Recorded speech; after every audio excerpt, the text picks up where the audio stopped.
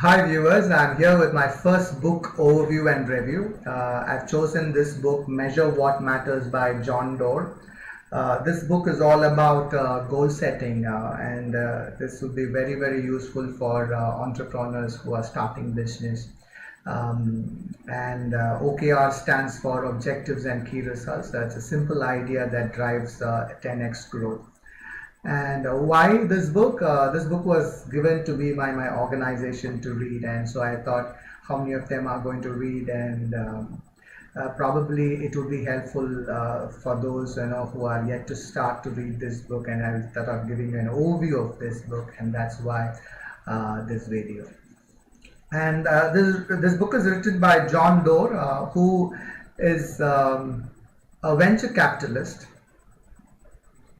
and he also invested $12 million in a startup organization, and he introduced OKRs, objectives and key results, in this organization, and which helped the organization to grow from 40 employees to 70,000 employees.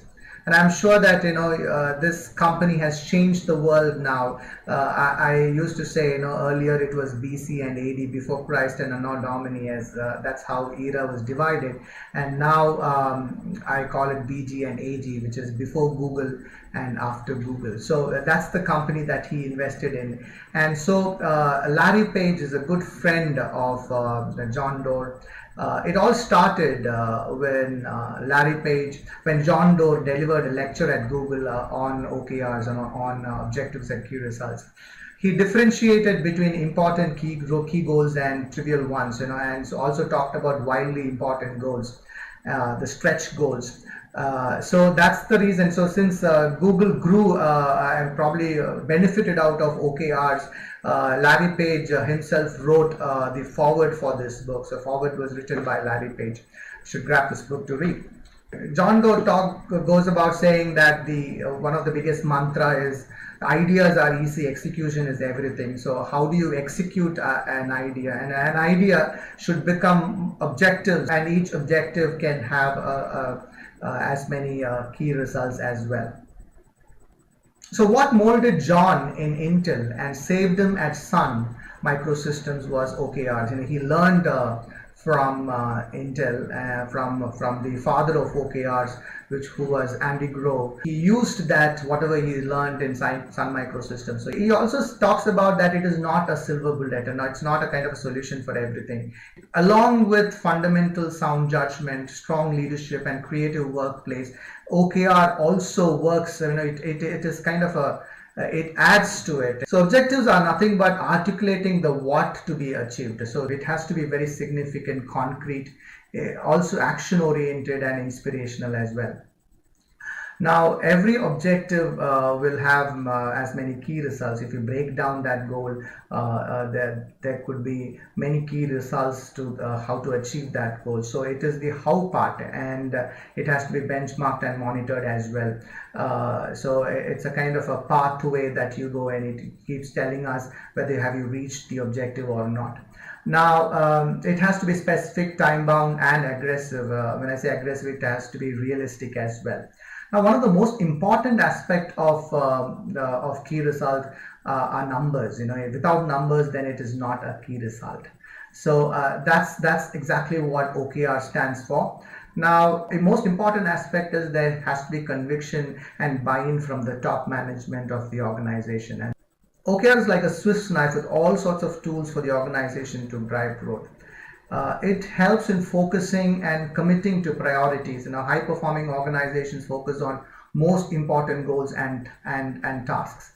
Now, when goals are transparent and even the CEO's goals are more shareable, if are shared across the organization, all employees will align and connect to achieve the objectives and key results.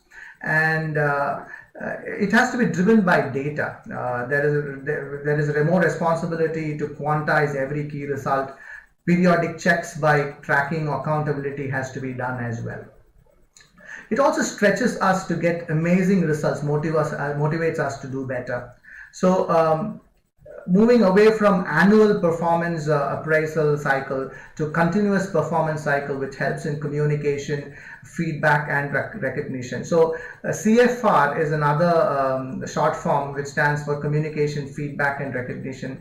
So John Doerr says that that's OKR's younger sibling. We can also hear from Andy Grove, the father of OKR. It is like from the horse's mouth on how to build a healthy OKR culture in the organization. John Doe went to work in Intel and met Andy Grove, who was changing the culture of the organization with OKRs. Some of the features of a healthy OKR culture is what is being mentioned here, in this book. The first one is less is more. When you come up with an objective, you shouldn't have like 7 or 8 objectives. You should have 2 to 3 objectives, and so less is always more. That's what Andy Grove says. And set goals bottom up. Imagine there has to be a buy-in from the top management. While goal setting, it is important that you have to set goals bottom up so that conviction is much higher there, right? And no dictating means even if objectives are non-negotiable, key results are flexible and can be negotiated. So having said that, we may have to be flexible with objectives too. After that is flexible. If the environment changes, sometimes the objectives to become very relevant. So feel free to remove the specific OKR midway and say, okay, this may not be relevant now, so let's have another objective as well. Just like any innovative organization, we have to dare to fail as well. So that's what is mentioned in this book. The father of OKR, Andy Grove, talking about what OKR is. The book also talks about how the key results of the line manager becomes the objectives for his or her subordinate, and it percolates down. If you look at here, the CEO's objectives and key results are mentioned here, key result 1 and key result 2. So if you look at the line subordinates for the CEO, the CDU, and the CHRO probably. So the key results 1 becomes the objective for the CDO, and key result 2 becomes the objective for CHRO, depending on what this might be something to do with human resources, and this might be something to do with delivery. So, and then it percolates down that way. And this book has inspiring stories on how big companies like Intel, Adobe, Coursera, and also non-profit organizations like Gates Foundation used OKRs and CFRs to drive growth. Well, it's a great book to read, and it can be used to drive growth in your organization. So what are you waiting for? Grab this book and skyrocket to growth. Thank you.